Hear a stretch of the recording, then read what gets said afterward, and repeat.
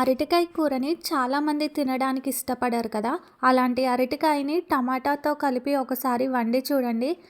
వేడి వేడి అన్నంలో ఈ కూరని వేసుకొని తింటే లొట్టలేయాల్సిందే, అంత బాగుంటుంది. మరి ఆ రెసిపీ కోసం వీడియోని ఎక్కడా స్కిప్ చేయకుండా చివరి వరకు చూడండి. Hi everyone, welcome back to my channel Telugu home foods. Stove మీద ప్యాన్ పెట్టుకొని తాలింపుకి సరిపోను ఆయిల్ని వేసుకోవాలి. ఈ ఆయిల్ హీట్ అయిన తర్వాత తాలింపు గింజలన్నిటినీ వేసుకోవాలి. తర్వాత ఒక 3 నుంచి 4 వరకు వెల్లుల్లి రెబ్బల్ని కూడా దంచి వేసుకోవాలి. ఇందులోకి నేను అల్లంని యాడ్ చేయట్లేదండి, నచ్చిన వాళ్ళు వేసుకోవచ్చు. తర్వాత కొంచెం కరివేపాకును కూడా వేసి ఈ పోపు మొత్తం బాగా వేగిన తర్వాత ఇందులోకి మీడియం సైజు ఉల్లిపాయలను ఒక రెండింటిని ముక్కలు కట్ చేసి వేసుకోవాలి. అలానే ఒక 3 నుంచి 4 వరకు పచ్చిమిర్చిని కూడా కట్ చేసి వేసుకోవాలి.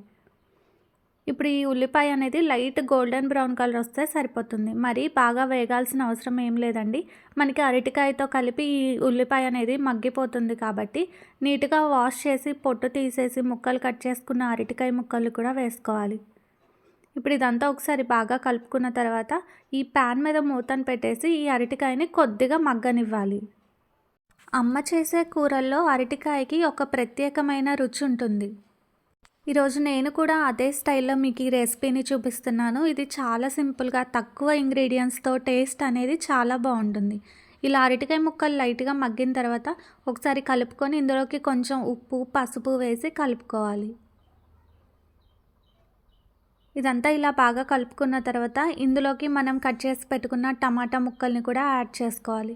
ఈ కర్రీకి టమాటా అనేది ఎక్కువే ఉంటే బాగుంటుంది కాబట్టి ఇక్కడ నేను ఒక 4 వరకు టమాటాలని కట్ చేసి వేస్తున్నాను. పండుగా ఉన్న టమాటాలు అయితే కర్రీ టేస్ట్ అనేది బాగుంటుంది. ఇలా ఈ టమాటా ముక్కల్ని కూడా వేసి మొత్తాన్ని ఒకసారి కలుపుకున్న తర్వాత ఇందులోకి టీ గ్లాస్తో ఒక ½ గ్లాస్ వరకు వాటర్ని వేసుకోవాలి. ఇలా వాటర్ని కూడా వేసుకొని మొత్తాన్ని కలుపుకొని మూతను పెట్టి కర్రీని పూర్తిగా మగ్గనివ్వాలి. ఈ కర్రీ మనకి అన్నంలోకే కాకుండా చపాతీ, రోటీ, పుల్కా దేంట్లోకైనా సరే చాలా టేస్టీగా ఉంటుంది. ఒకసారి తింటే మళ్ళీ మళ్ళీ కావాలి అంటారు, అంత కమ్మగా ఉంటుంది. ఇప్పుడు ఇదంతా బాగా మగ్గిపోయిన తర్వాత ఒక స్పూన్ వరకు ధనియాల పొడిని, తర్వాత కర్రీకి సరిపోను కారంని కూడా వేసుకోవాలి. ఇప్పుడు సాల్ట్ మనం ఆల్రెడీ తక్కువే వేసుకున్నాం కాబట్టి నేను ఇంకొంచెం వేస్తున్నాను. మీరు సాల్ట్ని టేస్ట్ చూసి అడ్జస్ట్ చేసుకోండి. ఇప్పుడు ఇదంతా ఒకసారి బాగా కలుపుకున్న తర్వాత ఇందులోకి మనం ఫైనల్గా కొత్తిమీరని చల్లుకొని ఆయిల్ తేలే వరకు ఉడికించుకొని స్టవ్ ఆఫ్ చేసుకొని సర్వ్ చేసుకుంటే ఎంతో టేస్టీగా ఉండే అరటికాయ టమాటో కర్రీ అనేది రెడీ అయిపోతుంది. అసలు మనకి ఈ కర్రీ ఉడుకుతుండగానే ఇల్లు మొత్తం గుమగుమలాడాల్సిందే, అంత బాగుంటుంది. వీడియో నచ్చితే తప్పకుండా ట్రై చేయండి. ట్రై చేసిన తర్వాత ఎలా ఉందో కమెంట్ చేయండి. ఇలాంటి మరిన్ని టేస్టీ రెసిపీస్ కోసం నా ఛానల్ని సబ్స్క్రైబ్ చేసుకొని పక్కనే ఉన్న బెల్ ఐకాన్ని ట్యాప్ చేసి ఆల్ అనే ఆప్షన్ని సెలెక్ట్ చేయండి. అలానే ఇన్స్టాలో కూడా తెలుగు హోమ్ ఫుడ్స్ పేజ్ని ఫాలో అవ్వండి.